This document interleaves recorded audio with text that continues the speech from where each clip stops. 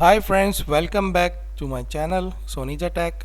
और सब्जेक्ट हमारा चल रहा है स्टाइल शीट का। तो इसमें हम दो किस्म की स्टाइल शीट को यानी एम्बेडेड और एक्सटर्नल को तो अप्लाई कर चुके थे लास्ट वीडियोस में। और आज बारी है हमारी जिसको हम कहेंगे इनलाइन स्टाइल शीट की। तो इनलाइन में मैंने आपको प्रेजेंटेशन में बताया था कि दो तरीके होते हैं। तो सबसे पहले तो हम एक न्यू फाइल क्रिएट कर लेते हैं।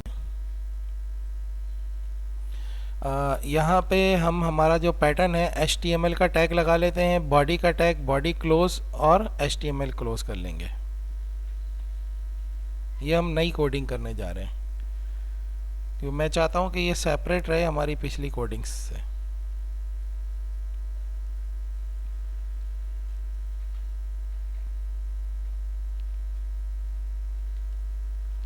ठीक है, अब बॉडी के अंदर हम अपनी एक कोडिंग करेंगे। तो हम बॉडी पे पॉइंटर ले आते हैं और बॉडी के अंदर हमारी होगी ये वाली कोडिंग। ठीक है, अच्छा यहाँ पे हमने क्या किया है, H1 का एक टैग ले लिया। H1 में हमने डायरेक्टली उसका टैग खोला और जिस तरीके से हम एट्रीब्यूट्स अप्लाई कर रहे थे उस तरीके से हमने यहाँ पे एक एट्रीब्यूट लिया स्टाइल का।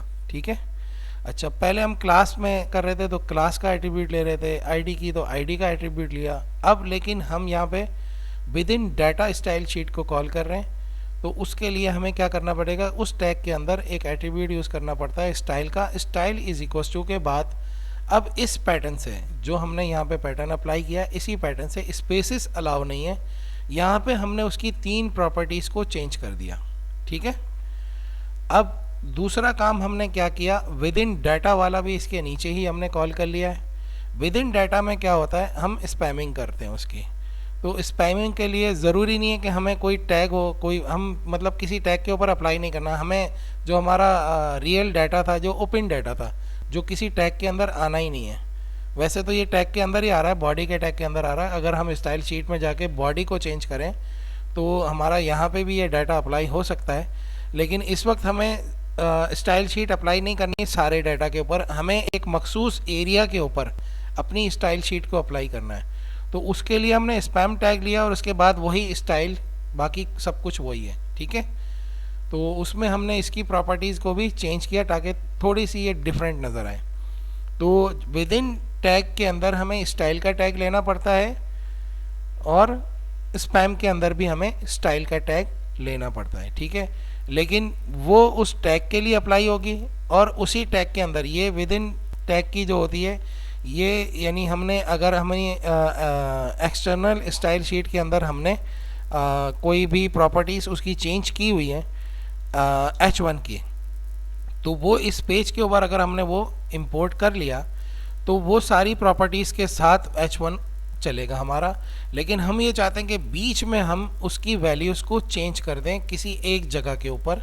तो उसके लिए हमें क्या करना पड़ेगा कि उस टैग को खोलना है और उसके अंदर इस तरीके से स्टाइल लगा के और हमें उसकी प्रॉपर्टीज़ को चेंज कर देना है।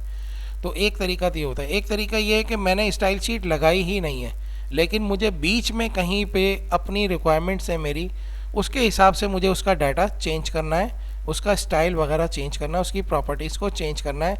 तो वो मैं विद इन टैग के अंदर इस तरह से अप्लाई करूँगा। और विद इन डाटा के अंदर क्या है कि मुझे कोई टैग लगाना ही नहीं है। तो अब मैं क्या करूँ, या मुझे बीच में जाके पहले से ही मेरे पेज की कोई लेआउट तो पहले मैंने सेट की हुई थी, लेकिन बीच में जाके मुझे उसका स्टाइल थोड़ा सा चेंज करना था या ओपन डाटा के अंदर मुझे स्टाइल चेंज करना था जो कि किसी टैग के अंदर नहीं आता है। तो उस एरिया के लिए मेरे पास एक टूल और भी दिया गया है। और बड़ी मज़े की बात है कि ये जितनी भी चीज़ें मैंने पढ़ाई है ना, इसको लोग जो है हमें अब ये प्रॉब्लम आ जाएगी, इसमें ये प्रॉब्लम आ जाएगी, वो यूज़ करते हैं। लेकिन मैं कहता हूँ कि हमारे पास ये वैरायटी भी है, ये वैरायटी भी है, ये वैरायटी है। तो वैरायटी को लोग प्रॉब्लम समझ रहे होते हैं, प्रॉब्लम नहीं होती, वो वैरायटी होती है। ठीक है, तो जहाँ जहाँ पे हमारी जो भी नीड होगी उसके हिसाब से हम उसको अप्लाई करेंगे। तो यहाँ पे एक सिंपल टेक्स्ट लिखा, सिंपल टेक्स्ट के अंदर मैंने स्पैम किया उसको और उसके अंदर मैंने अपना जो भी टेक्स्ट था वो अप्लाई कर दिया। अब ये क्योंकि हम एक नई फाइल क्रिएट करने जा रहे हैं तो हम इसको ज़रा सेव करते हैं और इसकी आउटपुट देखते हैं कि कैसी आ रही होती है। तो इसको दूसरा नाम दे देंगे हम, ठीक है, वही .html करके इस फाइल को सेव करेंगे।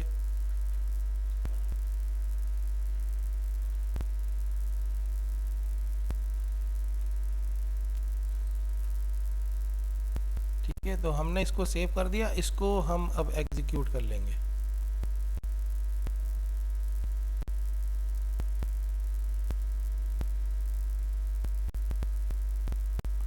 ठीक है, तो दोबारा इसकी कोडिंग की तरफ चलते हैं। तो यहाँ पे हमने क्या किया है, दो तरीके से जो है अपनी इनलाइन स्टाइल शीट को अप्लाई किया है, एक विद इन टैग और एक विद इन डाटा।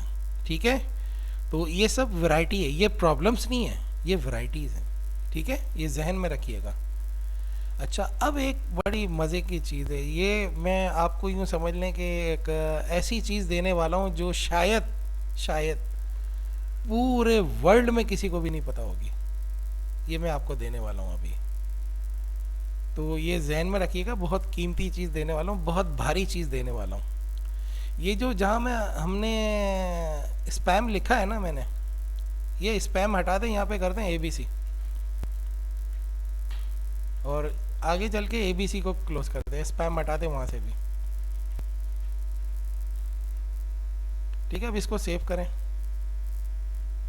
और हम इसको रिफ्रेश कर लेंगे।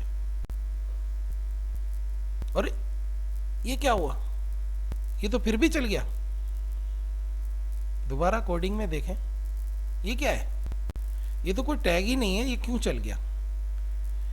ये जस्ट उसकी रिक्वायरमेंट है कि स्टाइल को हमें डायरेक्ट अप्लाई करना है किसी जगह के ऊपर, किसी पर्टिकुलर एरिया के ऊपर डायरेक्ट अप्लाई करना है, ना हमें किसी टैग के अंदर करना है, ना हमें हेडर में करना है, ना एक्सटर्नल में करना है, किसी एक जगह पे जाके अपना कोई काम करना है। तो उसकी हेल्प के लिए हमें ये टूल दिया गया है। और ये बात में भी आई होप कि ये सिर्फ और सिर्फ मैं आपको बता रहा हूँ, ये किसी को भी नहीं पता ये बात, कि यहाँ पे कोई सा भी नाम दे के आप अपना स्टाइल यहाँ पे अप्लाई कर सकते हैं। ठीक है, आज की डेट देख लीजिएगा। अब इसके बाद कोई भी ये वीडियोस बनाए या कोई भी आपको दे, तो ये याद रखिएगा कि ये मेरा आइडिया था। ओके, तो इसको आप अप्लाई कीजिएगा और खेलते रहिए इससे, स्टाइल शीट से। तो यहाँ पे हमारी स्टाइल शीट के जो टॉपिक्स थे वो कंप्लीट हो गए, और अब हम आगे कुछ और चीज़ें करने वाले हैं, तो वो नेक्स्ट वीडियो में देखेंगे। Thank you very much.